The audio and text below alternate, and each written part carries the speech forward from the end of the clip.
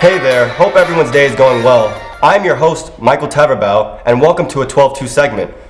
This game is about some of the most popular court cases that help build the current structure of our government's rules and regulations. Here are our contestants, Quentin Tyler and Andres Enriquez.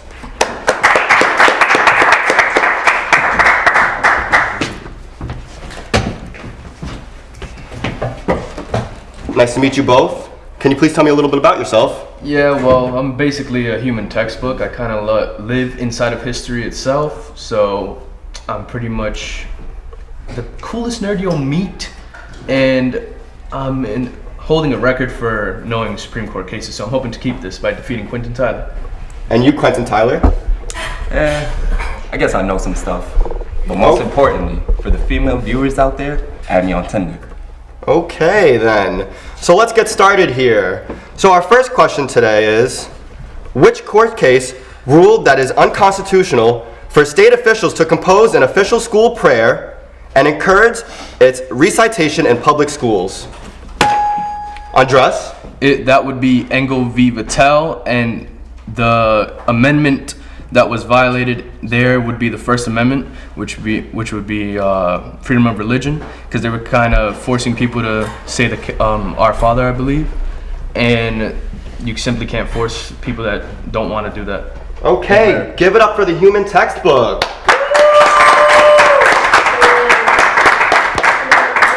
Where were you there, Quentin?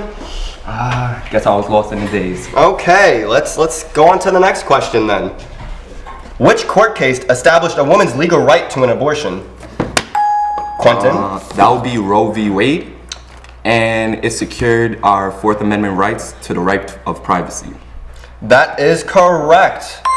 All right, next question. Which court case decided that redistricting issues present justifiable questions, thus enabling federal courts to intervene and to decide redistricting cases? Andres? That would be Baker v. Carr, and the main issue with that case was that these lines that they were redistricting were in an odd shape, which made it difficult for people to vote in certain districts. Okay, very good. That was correct. That's another point. Next question. Which court case found that the right of an individual to keep and bear arms is incorporated by the Due Process Clause of the 14th Amendment against the states? Quentin? I believe that's McDonald v. Chicago, and the issue that's highlighted in there is our Second Amendment rights, which some people may find to be one that should be amended, but yeah.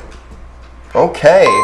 He jumped to that question a little faster before you. Yeah. That's all the. Did you not know the question? Did you not know the answer, human textbook? Guess I'm a little rusty and I need to add things to my pages. He's not on Okay. Tinder enough. Okay, it looks like Tinder helps you with history now, guys.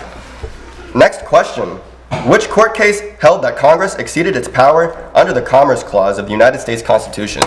Andres? United States v. Lopez. The United States exceeded its power when they were under the Commerce Clause, and Texas had already established a gun-free school act that didn't allow that, so Congress really had no authority over that jurisdiction.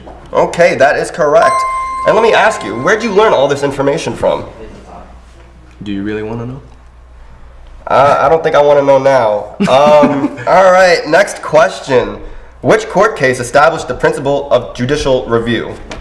Quentin? It's the easy one, Marbury versus Madison. Okay. And that case right there set the precedent on how the Supreme Court should conduct itself on every case that's subsequently followed. Correct. He might catch up. You're right. You don't want to be beat by Tinder Man over here. I think Tinder Man is going to beat the textbook. Which court case ruled that American state laws establishing racial segregation in public schools are unconstitutional? All right. I think you should let the Brown make I think this should be settled by rock, paper, scissors.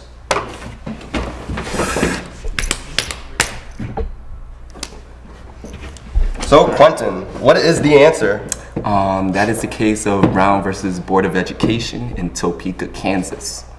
And that one was pretty self-explanatory. It let the desegregation of all schools to be formed. Okay, that is correct. Next question. Which court case found that Amish children could not be placed under compulsory education past 8th grade?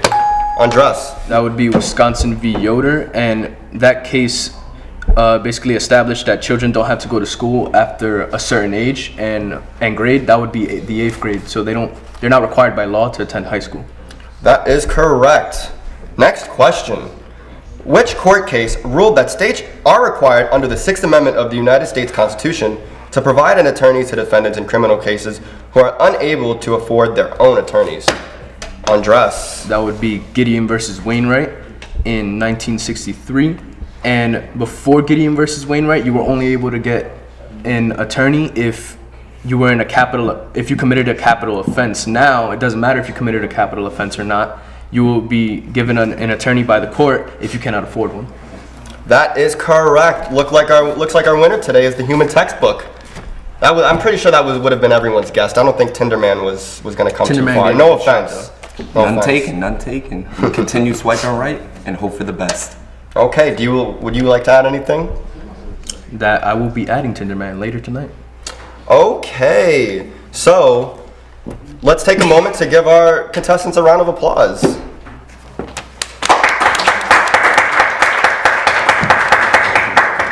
And once again, thank you to our wonderful audience for being present at this event. It was a pleasure for being your host, and have a great day.